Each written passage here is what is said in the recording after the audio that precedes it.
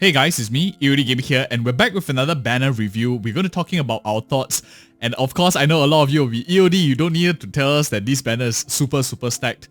But that's of course for Ruan Mei. I think that she is very tremendously good amounts of value, and that's the TLDR. If you like Ruan Mei, this is an excellent banner to pull from. You have many solid characters in the roster. But I think where there's like gaps that I still want to fill is if you are interested in Blade, and maybe not so much Ruan Mei, because there are people here that pull for husbandos instead of waifus, and I just want to create content that's out there for everyone too. And if you like Ruan Mei, this one is going to like hype her up a bit. This banner is insanely good value. Why do I think it's so strong? Is Tingyun is just a insane good support. Out of all of like the top few harmony characters in the game, probably Bronya and Tingyun rank as like the number one. Of course, I'm missing a few graphics here, but these two probably are like the top tier. I do think Ruan Mei is going to be up there with them, and selling you a banner with Tingyun inside is really excellent. I hope some of you have maybe some pity left to go, because at least you can pick up multiple copies of Tingyun, rather than if you are like waiting for a guarantee and you get her early, you might not get these amazing characters too. So out of all like three of them, my ranking order, my favorite, I think Tingyun is the best out of all of them, Xue second, and March third.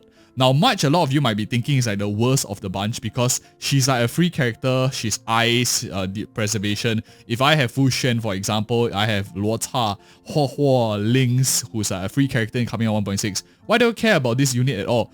I think March 7 is actually a super underrated character. I have like videos on her non-stop. She's very flexible. I use her in my memory of my Simulated Universe runs for Simulated World 7 when I'm farming, for example, the crit rate set.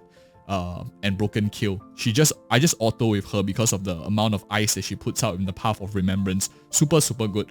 At E6, she starts to have the ability to heal your team, which it works very well on most comps, especially if you're lacking that a bit more sustain. You can always run maybe Lynx plus March 7, and then you will be able to like sustain, especially if you're a relatively newer player. So giving you an option for defensive options, giving you an option for more offensive options with Tingyun, and last but not least, you also have Xue, who's a new character and it seems to be quite strong. We have more videos that's going to come out on her. I was taken a bit by surprise that she's coming out in the first half, so I didn't like stockpile like all my guide videos and whatnot. But anyways, I'll talk about her in a bit, but I like her a lot. She has a colorless break in her ultimate, which means it doesn't care what weakness the enemy has. Basically, it's like taking away this quantum weakness, she can address a lot of enemies, which I think bumps up the versatility factor of this banner by quite a lot. So you kind of heard a mouthful already. What do I think of value?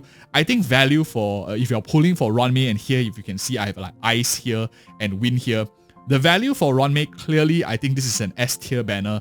Probably the only way to make it better will be to swap March 7 out for Lynx, or I don't know, yeah, or Pella maybe, but this is already very super strong. In terms of synergy for Ruan Mei banner, these four characters, I think the synergy is also S tier. All these characters work very nicely together. You have 1 DPS, you can even hyper carry Xue to some extent since she's a colorless breaker. You have Rest Pen here, you have Weakness Break Efficiency, which works super nice with Xue. And you also have Tingyun, who buffs attack, buffs energy restoration, and March 7, if you have high enough Eidolons, high enough speed, she has a bit of sustain that's going on also, especially if you have an Eidolon 6. And so on its own, these four characters could form a team. Of course, you might need a bit more investment and stuff like that. Overall versatility, definitely I think is an S tier. This banner ranks one of the best few that I've seen so far. Definitely deserving of a triple S status if you're pulling for Ruan Mei.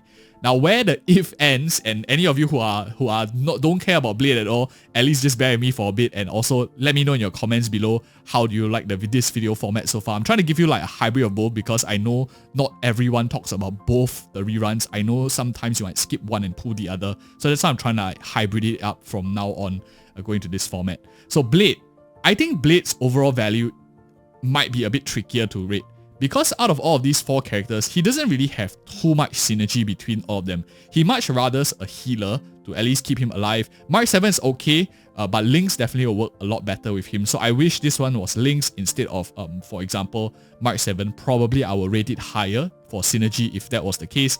But March 7 is still like okay-ish, I guess. You can put the shield on him. It might not be perfect because he doesn't get his counter stacks, but he does get more energy when he gets hit more often. But I don't think it's like he works super well with a shielder. That's why synergy is slightly less. 2 DPS here.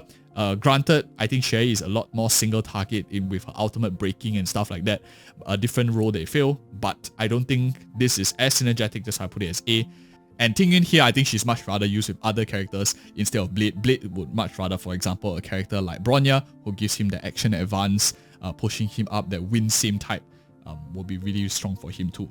Overall value still though, I'll rate it as an S tier because these 3 characters can easily be used in any other squad or fill up your second half. You can run, for example, Blade with a character like Lynx and fill him as a secondary DPS.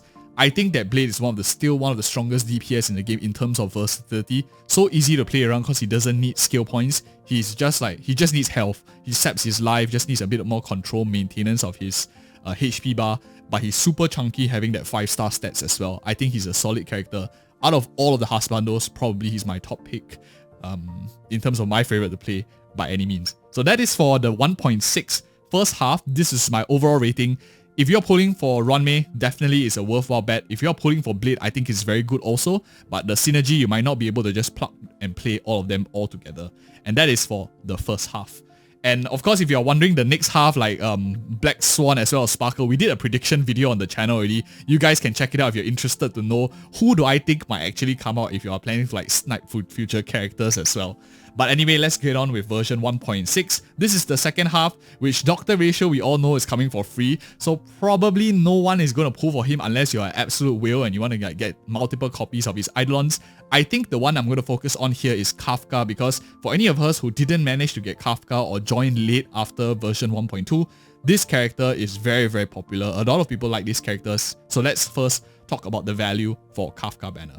DOT, out of all 3 of them, none of them really contribute too much to DOT. Maybe to some extent we have Fucc, who contributes a little bit to DOT, but not too much.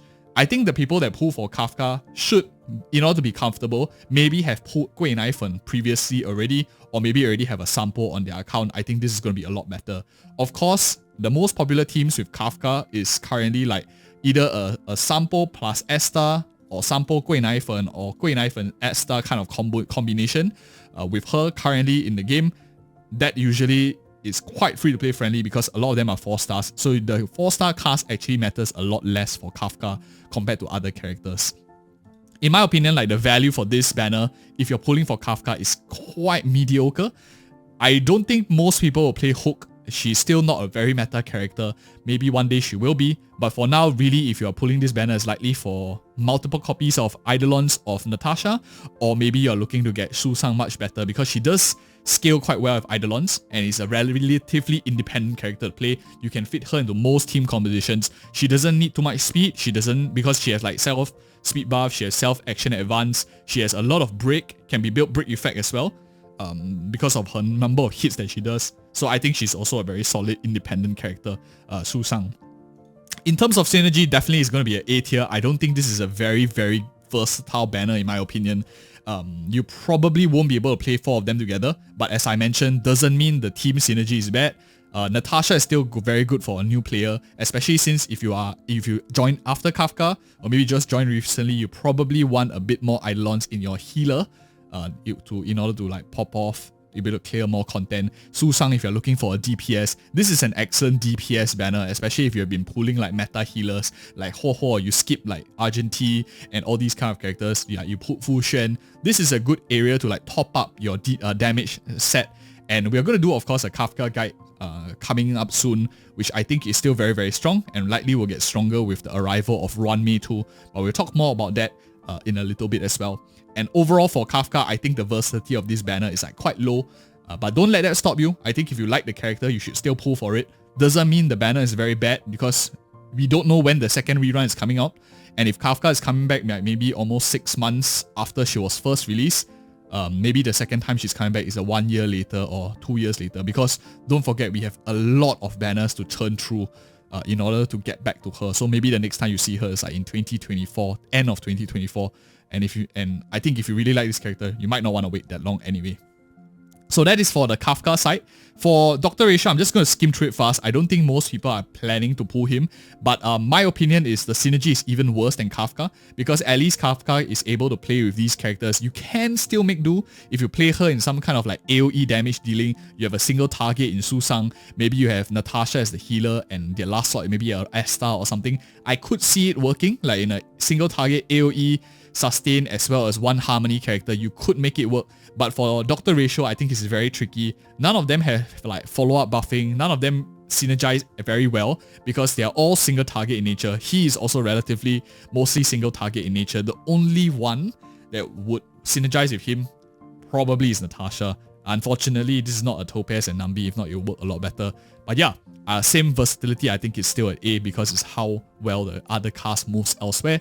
And that is my honest thoughts for version 1.6 first half and second half. Let me know what you guys think as well. Do you agree with my rating, or is it some of them maybe too critical? Maybe I shouldn't rank this B. Maybe I should bring it up to A. Let me know in comments below. And do check out these other videos we have on the channel. I think it's very interesting as well. And thank you so much for watching.